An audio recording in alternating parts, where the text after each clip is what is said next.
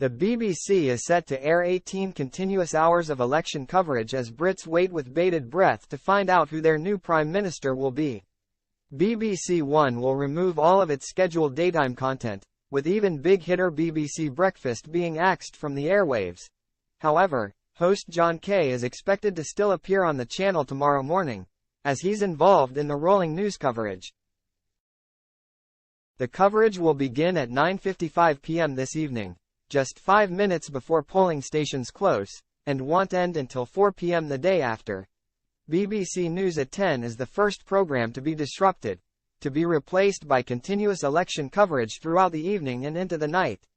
Clive Myrie and Laura Kunzberg will be major commentators during this pivotal moment in British history. They'll replace the long-standing Hugh Edwards following last year's departure from the channel, and will be joined by political editor Chris Mason for the overnight coverage. Meanwhile, John Kay and Sophie Raworth will head the morning updates in place of BBC Breakfast. Homes Under the Hammer, Scam Interceptors and Animal Park will all be casualties of the scheduling change. Other commentators during the mammoth 18-hour stint include BBC Radio 2's Jeremy Vine delivering the Swingometer coverage from Cardiff.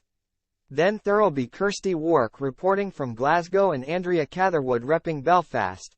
Rita Chakrabarti, Fiona Bruce, Naga Munchetty, Nick Watt, Alex Forsyth, Victoria Derbyshire and Vicky Young are also main players.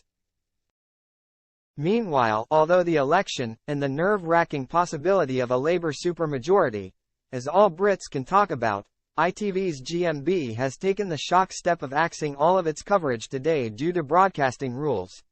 That means that, while the BBC begins its coverage this evening and continues throughout the night, ITV won't be screening anything until 6 a.m. the following morning.